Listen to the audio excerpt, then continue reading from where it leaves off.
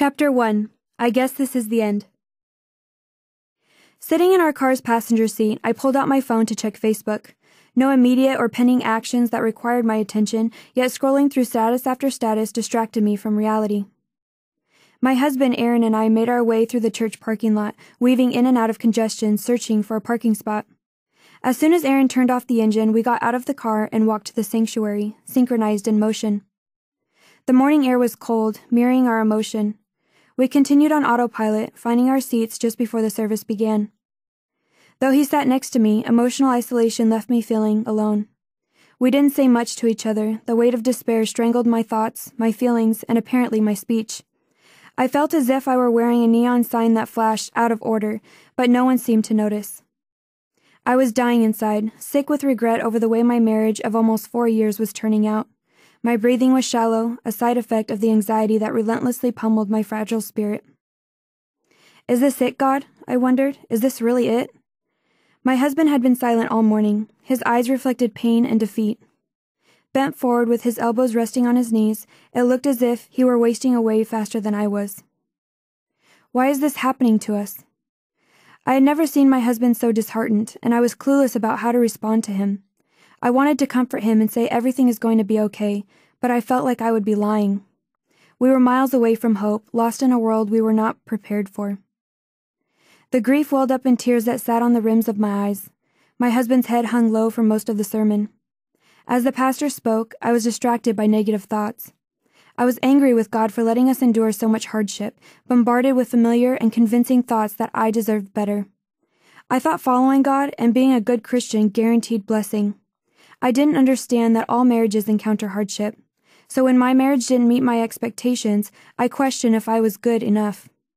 Doubt stirred in my heart, making me feel inadequate as a Christian and as a wife. I am not cut out for this, I thought. As thought after negative thought continued, I turned my frustration toward my husband. Pretend everything is fine. I can't stand seeing you like this. Seeing us like this. I was convinced we would be discussing divorce over lunch. I wondered how many other people sitting in church that day felt as if they were being buried alive, trapped beneath the weight of a growing pile of dirt. I was ready to make any kind of sacrifice just to survive, yet I wanted to die to escape the pain.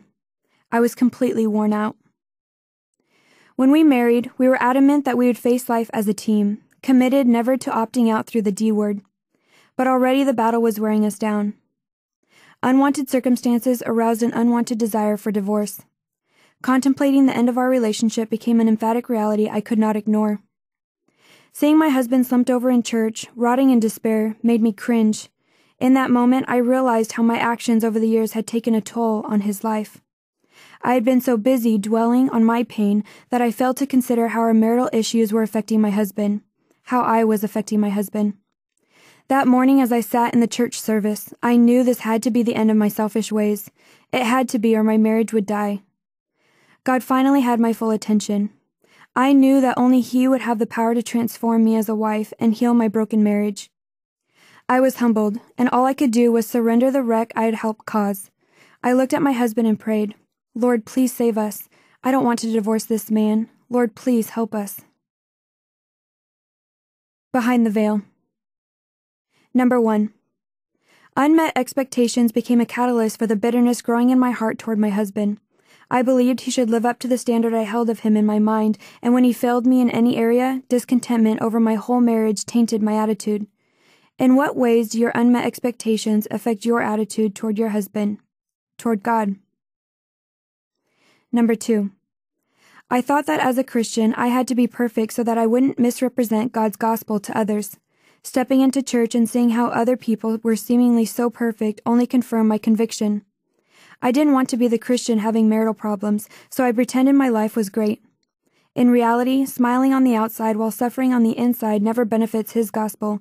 It only corrodes my soul. Have you suffered silently in church? If so, what motivated you to hide your pain from others? Number 3.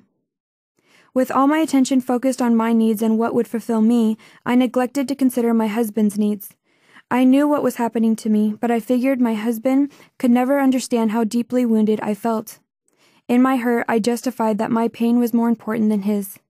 What are some reasons you might consider your pain or frustrations about marriage to be more important than your husband's? Number 4. Unwanted circumstances arouse an unwanted desire for divorce. Have you ever contemplated divorce? If so, what unwanted circumstances motivated you to consider the end of your marriage?